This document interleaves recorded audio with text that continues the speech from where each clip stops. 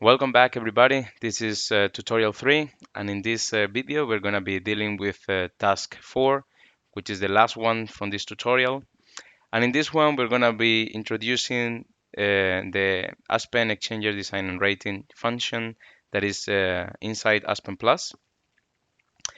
And well, in this problem description, this basically summarizes the whole problem. We were just separating them in different tasks. For instance, we already calculated how much is the required duty, so 180 kilowatts, how much ethylene glycol for the given temperature at the outlet, which was around 4,780 kilograms per hour. And also we did the shortcut design using the heatx block. But now we need to finish with the rigorous design of a shell and tube heat exchanger. And here other parameters such as pressure drop, costs, or even number of tubes can be derived just by using the Aspen EDR function. So I will show you briefly how we can actually get this done in Aspen. And for that, I want to recall you how we finished task 3 with the most important basic design parameters for the shortcut design of the heat exchanger. But now, if we come back to the heatx block and we go to the specifications, now once this is run and everything is okay, if we scroll down in this arrow, we can see that there is something called EDR exchanger feasibility. So what we need to do is to enable this Aspen exchanger design and rating. And they have already selected the heatx as the exchanger to convert to rigorous. So now we're just gonna do so. And in this panel, we basically don't touch anything. We just say that it's a shell and tube that is also a size exchanger conversion method. And the size is gonna be done interactively. So we're just gonna select convert. It's gonna take some time. Yes, so now a new window is open. And here we have much more information than the one that we had for the heatx.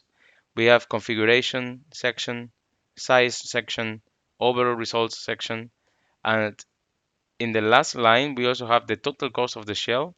If we want to have this cost given by dollars or Japanese currency or Chinese currency, but in this way we will try to look for euros. And in the process, you should know here all the input parameters that we have in the simulation.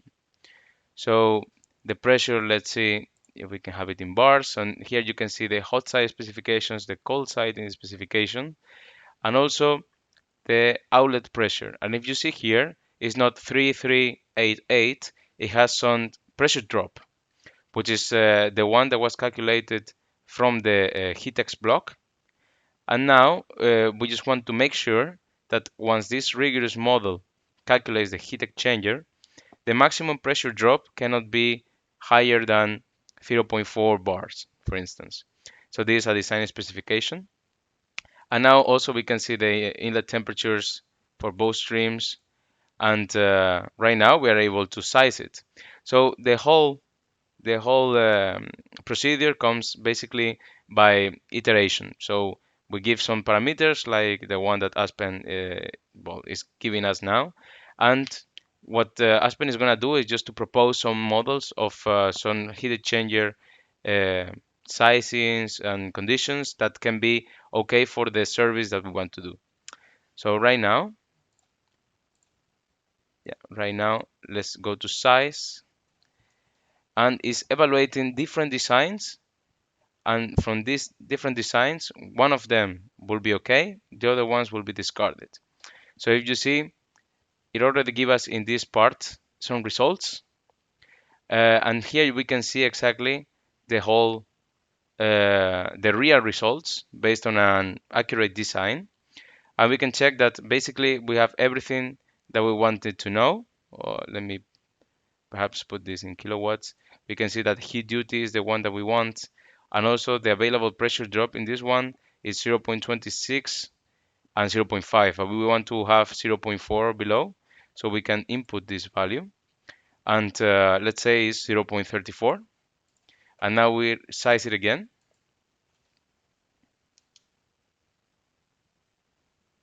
And now this was the previous design, this is the new one. And now you can see that the available pressure drop is 0.34, so it was decreased. And now this one is more reliable than the one we calculated previously. So now we can accept the design, and if we accept the design, we will have a template that we can save in the simulation to have it completely converged.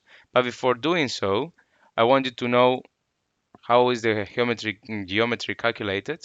You can see here that in the recent design, you can have some information related to the configuration of the equipment. You can see the TEMA type, and you can even change this if you want it. You can change the way it looks in the heat exchanger. If it's a one pass shell, or maybe it's a split flow or a double split flow, you can input all these parameters by yourself. These ones are just the default ones by Aspen. And because you didn't change this, then they were all default. And now you can see also the string temperatures. And you can see here the temperature of the bulk temperature and of the uh, shell side, so SS, and also from the tube side, or TS. And you can see how this temperature uh, develops with respect to the distance from the end. So this is how it will look in reality, our heat exchanger. And you can also see the tube layout. So you can also see how many tubes are being displaced in the shell, and you can more or less have a feeling of how this works in industry, which is really illustrative, and also give us a more rigorous design of our equipment. So just to finish with this, because we wanted a smaller pressure drop, it means that the equipment must be more rigorous, and that increased a little bit more in the costs. So it went from 9,160 of the shell of this heat exchanger to 9,300 euros, which means that yeah, it has some small changes, but these small changes are being considered by this rigorous model, which is very important for process design. And also, what is really important is to see the errors and warnings that were done during the sizing of this equipment, because it gives you a good learning curve. It also gives you more experience about why a heat exchanger is not converging at the first time, what things you can change in order to have a better, let's say, converging probability. So take your time, check the errors, check the warnings, because they give you really good information. For instance, we haven't input any fouling resistances. Perhaps as we input this data, then we will have a different design, so different costs and different, let's say, framework of assumptions. So it just depends on how far you want to go. But if you see, even the warnings were displayed, at least we can have a design that is validated and that we can accept. So now, based on these parameters, we want to accept the design,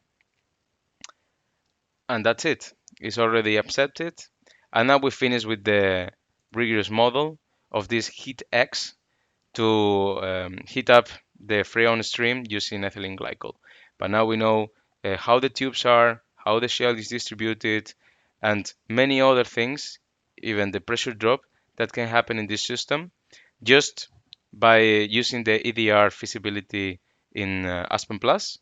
And with this, I would like to close this tutorial.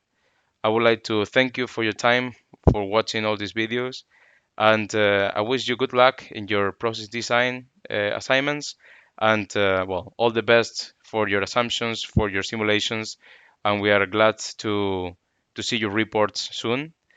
And well, I will see you in class. Thank you and good luck. Bye bye.